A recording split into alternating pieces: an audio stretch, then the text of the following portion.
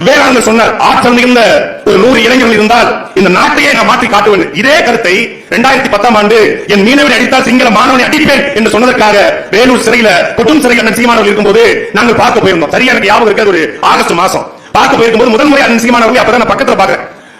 அப்போ பேரை வளர்ந்த இந்த பக்கம், ராபர்ட் பயசன் இந்த பக்கம், 2 பேரும் பாடி கார்டு மாதிரி இருக்காங்க. சீமான் அப்படி உட்கார்ந்திருக்காரு வேலூர் சிறையில. அப்ப என்ன யாருமே தெரியாது எனக்கு. நாங்க போயிருக்கோம் 5-6 பேர். அப்ப சொல்றாரு, என்னை பார்த்தே சொல்றாரு, டேய் மது அருந்தாத, புகை பிடிக்காத, கொள்கை பிடிப்பு கொண்ட ஒரு 100 பேர் ஒரு மாவட்டத்துக்கு இருந்தா இந்த நாட்டையே போட்டி போட்டு வந்தார்.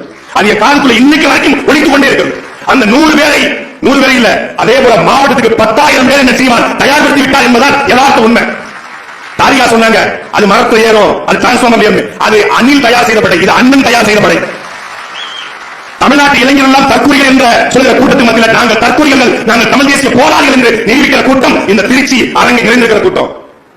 எல்லாரும் சொன்னாங்க, இளைஞர்கள் அரசியலுக்கு வரணும், இளைஞர்கள் நடத்துற போராட்டம் வெல்லும் அப்படின்னு. ஆனா உண்மையான இளைஞர் படை கொள்கை பிடிப்பு கொண்ட, கோட்பாடு கொண்ட, இலக்கு கொண்ட, லட்சியம் கொண்ட, எதுக்காக இந்த அரசியலை தேர்ந்தெடுக்கிறேன். இங்க கூடியிருக்கிற 1000 பேர்த்தையும் 1000 வலையொலி வைத்து மைக்க வைத்து கேட்டா எல்லாரும் சொல்வா தமிழ் தேசியம் என்ற கோட்பாட்டிற்காக நாங்கள் களத்தில் சொல்றோம். நாம் வகிச்சின் கொள்கை என்ன, கோட்பாடு என்ன, இலக்கு என்ன, லட்சியம் என்ன, சீமான் ஆட்சிக்கு வந்தால் எப்படி தமிழ்நாட்டின் கடமை அடைப்பார், கச்சாத பொருளாதார கொள்கை என்றால் என்ன என்பது எல்லாருக்கும் தெரியும். இதுதான் அண்ணன் தயார் செய்து வைத்திருக்கிற படை. அங்க கொண்டு போய் மைக்க நீட்டினா உங்க கொள்கை தலைவர்கள் 5 பேர்ல யாரு ப்ரோ பிடிக்கும் கேட்டா, ப்ரோ அதெல்லாம் கேமரா ஆன் இருக்கா, கட் பண்ணுங்க. நான் எல்லா கூட்டத்துக்கும் சாட்டையை போட்டு அனுப்பிச்சு ஸ்லீப்பர் செல் அனுப்பிச்சுடுறது. என்டர்டைன்மெண்ட் தேவைப்படல பொலிட்டிக்கல்ல, அதுக்காக அனுப்பிச்சுடுறது. அங்க போய் கேட்டா இந்த அங்கே இவர் பேர் சொல்லுங்க, இவர் பேர் தெரியல ப்ரோ, ஆனா புதுசா வந்துக்கிற ஒருத்தர் எனக்கு பிடிக்கும். யாரு? செங்கோட்டை கொள்கை தலைவர். அப்புறம் இந்த இல்லங்க உங்க கட்சியில இருந்து ஒரு ஈரோட்ல கொள்கை தலைவர் இருக்கிற, ஈரோட்ல செந்தில் பாலாஜிங்க. செந்தில் பாலாஜி திமுகயா? ஈரோட்ல பெரியார். ஆமா பெரியார். ஆமா அவர் எங்க கட்சியில இருந்தார் அப்படிங்க.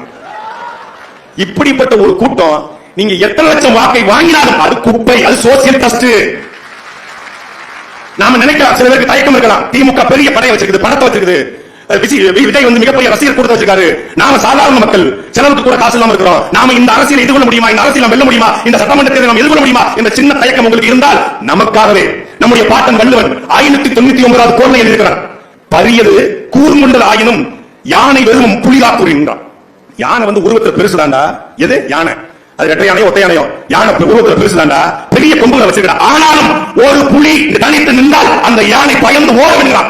ஒரு புலிக்கே யானை ஓடுனா இந்த மாதிரி ஒட்டுமொத்த புலி, அதுவும் விடுதலை புலி நிற்கும் போது ரெட்டை யானையில மொத்த யானை வந்தால் இந்த தேர்தல் களத்தில் அது வீழ்த்தும் என்ற நம்பிக்கையோடு நாம் களத்தில் இருப்போம். தம்பி கிண்டர் சொன்னது போல இந்த தேர்தல் களத்தில் இளைஞர் பாசனுடைய முக்கியமான பணி என்பது வாக்குச்சாவடிகளை நாம் கைப்பற்ற வேண்டும்.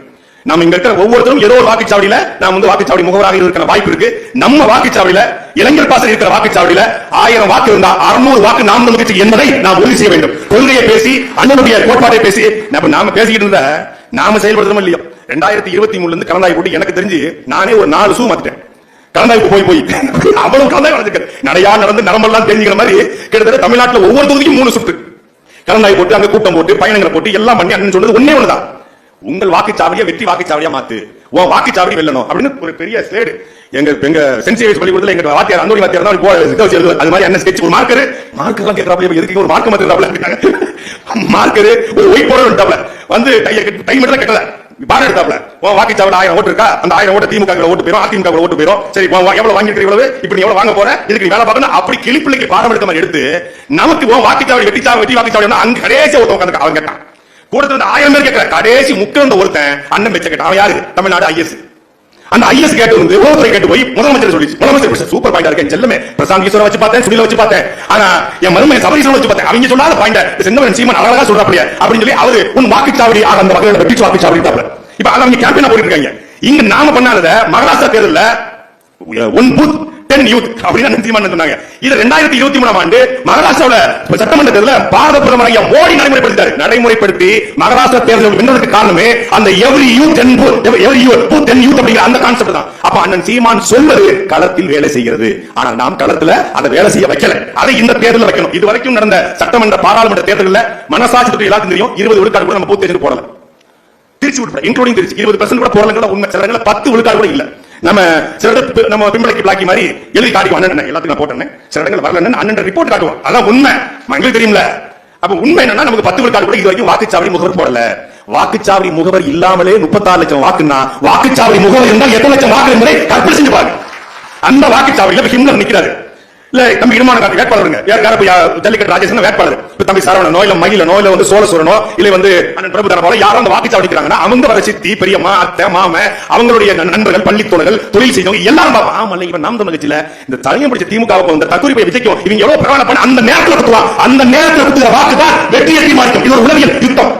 அதை இந்த தேர்தலும் சாத்தியப்படுத்த வேண்டும். இளைஞர் பாசறை வாக்குச்சாவடியில் முகவர்களாக நிரம்ப வேண்டும். வாக்குச்சாவடியை கைப்பற்ற வேண்டும். இந்த தேர்தல் திமுகவுக்கு வாழ்வா சாவா. விஜய்க்கு அவனை தன்னை நிரூபிக்க கிடக்கிற களம். ஆனால் நமக்கு அப்படி இல்ல. தமிழ் தேசிய இனத்தினுடைய எழுச்சி இந்த 2026 தேர்தலில் தொடங்க வேண்டும். சட்டசபையில் மக்கள் மன்றத்தில் பேசுகிற அண்ணன் சீமானின் குரல் சட்டமன்றத்தில் ஒலிக்க வேண்டும்.